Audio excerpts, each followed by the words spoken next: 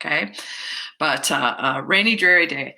But today's live isn't going to be a rainy and dreary at all. Today's live, we're going to talk a little bit about how to keep your employee engagement efforts alive while potentially half your staff is on furlough.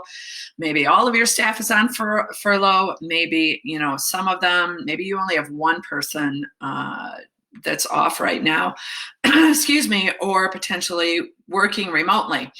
Everything, whether they're on furlough or working remotely, and for the benefit of today's live, I'm going to call it furlough.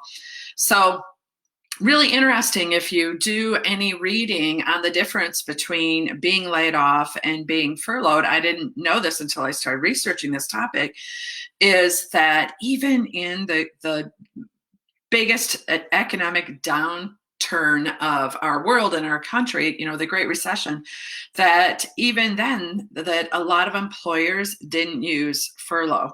So, it just simply means that people are not at work, but their benefits stay, and it's as if they are an employee after all. So gone is not forgotten, right? Gone is not forgotten. So when employees are on furlough, it doesn't mean that they stop existing, right? That whole out of sight, out of mind, no. We need to, for sure, keep them close, because when they do come back to work, you don't want them to be out of touch. Your department, your organization may be a completely different organization than it was when they left, right? There's new language. Everybody's wearing a mask. Nobody can see each other. It's going to be a different world when they do come back to work. And so we need to be really, really conscious of that and keeping them close to you in a positive and healthy way, while still acknowledging how they're feeling and what they're fearing. First of all, and I really hope nobody's organization is doing this, but our government, social media, everybody, when this whole thing started, the language that we were using was essential versus non-essential workers. Essential versus non-essential workers. So send your non-essentials home to keep them safe, right? We're doing it for their safety. Then it became, a really big deal when we had to shut down our hospitals and organizations and our clinics, and many people weren't working. And I have a very close friend that is currently on furlough. And, it was so heartbreaking for her to hear or to be even considered non-essential. Right? Non-essential. And just, literally a dagger through the heart, and lots of anger that came with that, and how that message was delivered. Excuse me. So for sure, that message has got to be delivered very, very well. But my message for all of you now is, okay, you got people working at home, or you got people on furlough. They're at home, not working. So what are we going to do from here? All right, that's our baseline. What are we going to do from here? And the first thing is, that everybody is essential, right? But everybody is essential to full steam ahead, day-to-day operations. So 3 tips for you. The first one is that, hopefully your employees can still get their work email at home. If not, there needs to be a really great way, potentially a different website set up, an email group that goes out. Maybe you have the opportunity to gather their personal emails or personal cell phone numbers. So there needs to be a way that a message can get to them on a daily, maybe now every other day or weekly basis. And that needs to come from the CEO or incident commander. That there needs to be this streamlined way that people get really great information, right? Really great information and true information and accurate information. And, you know, you need to remember that even if they're not a nurse or a physician, your employees are healthcare providers. Your employees are seen by their circle of friends, by their circle of family members, by their neighbors as someone who's in the know, right? They're in the know. People rely on them for accurate information. And because there's been so much inaccurate information that's gone on about this horrible disease and how it's spread and really what our actions, you know, need to be, it's good to, as a community organization, to just make sure your employees are really have accurate and true and up-to-date information. Now, from that perspective, it doesn't take a brain surgeon to figure out that if surgery is shut down, radiology is shut down, rehab is shut down, you know, there's nobody in the building, which is what we're hearing from some of our smaller organizations. I see my friend Karen Stockton is with me, and I'm sure her beds are full in Chandler, Arizona. So, but even then, that obviously the revenue stream that all of us as healthcare organizations rely upon is less, right? Much less. So your people at home have got to be thinking, will my job ever become essential? Will I ever get back to work? When will this happen? And, you know, no offense to CEOs and CFOs, but sometimes they can be kind of negative, right? They can be dire.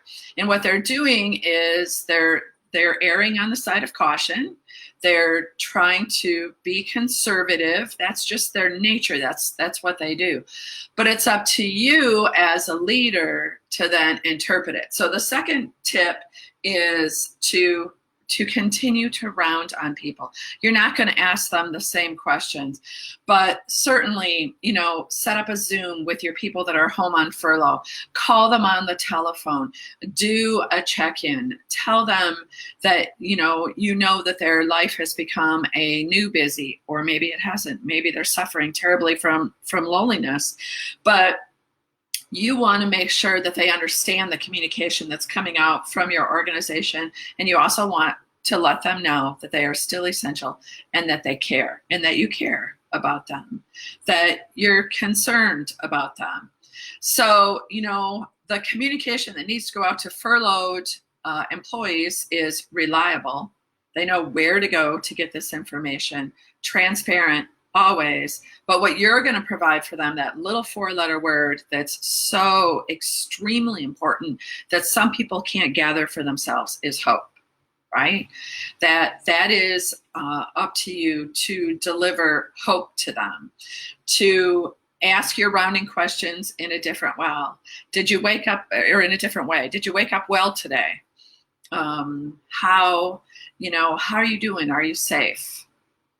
And, you know, most importantly, I think it's so important because when everyone's afraid right now, and some people express fear and anger, you can't back off from people who might be angry that they were labeled non-essential, or that this has gone on longer than they thought that it would, or that they're frightened about their loved ones.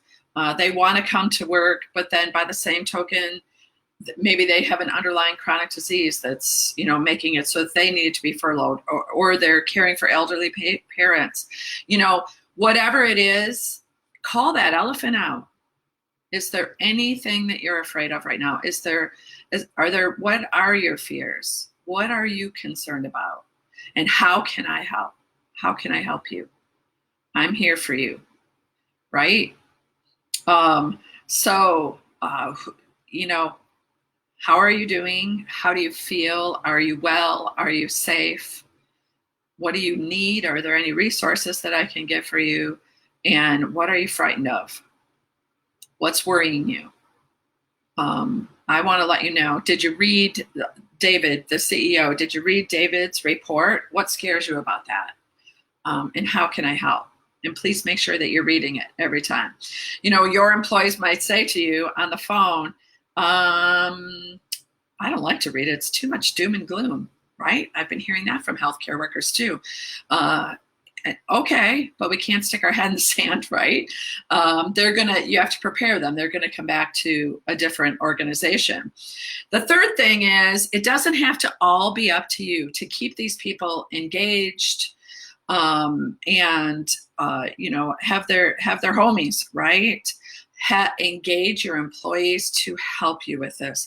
Make it easy for them to Zoom the staff lounge at lunchtime. That encourage them, maybe divide and conquer. The people that are working have a buddy that they reach out to on social media, maybe create a Facebook page just for your employee group. But it's really, really important that people remain connected socially. I've been doing a lot of research on creating a sense of belonging. We use it in our onboarding process, but Brene Brown, other authors, so much work out there, and it really affects women more than it does affect men. But women state that one of the major reasons that they work every day is for the socialization, because their BFFs are at work. Well, think about this. They're really missing that right now. So it's super important, to delegate this, to create space for people to feel connected, not just to you at work, but to their BFFs, right? To still have that socialization. What's going on? I'm going crazy here. It's raining 5 days in a row, right? Talk to me. What's the latest? Who's doing what? Okay, it's important. It's really, really important to remain connected. So, call to action. Don't forget them. And reliable, transparent, and hopeful, right? And fun. Don't ever forget the fun. So if you are wondering, let's talk about you a little bit, shall we? Okay. Maybe you're trying to figure out, how the heck am I going to train people and develop them, and we can't even be in a classroom together? Well, we have the answer at Capstone Leadership Solutions. Of course, we always do. And that answer is Capstone EDU. Yes, we have an app, and yes, it is filled with amazing solutions from presented to you via webinar, and little bites of learning from Sue and I both. And so go to our website, capstoneleadership.net, and check it out, Capstone EDU. And it's also on the App Store. All right. Thank you. Have a great day.